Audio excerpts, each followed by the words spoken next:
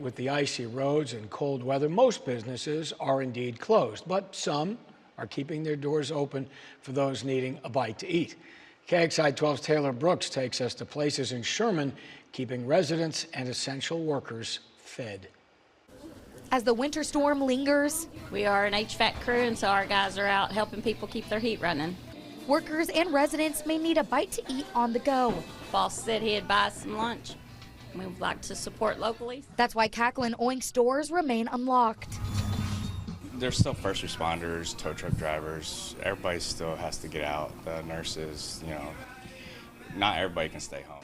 Serving up the favorites. Randy, who shows next order? Brisket chili, jalapeno cornbread casserole are always the good ones right now when it's cold. We were ready for some brisket chili. To make sure everybody gets their fill. It means a lot being able to get food for the crews and being able to take care of local people that may not be able to get out.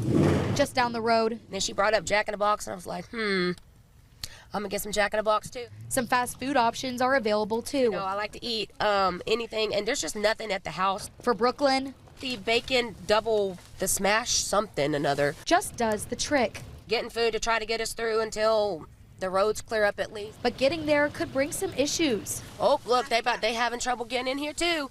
Y'all better be careful. It is slick. Oh, Lord.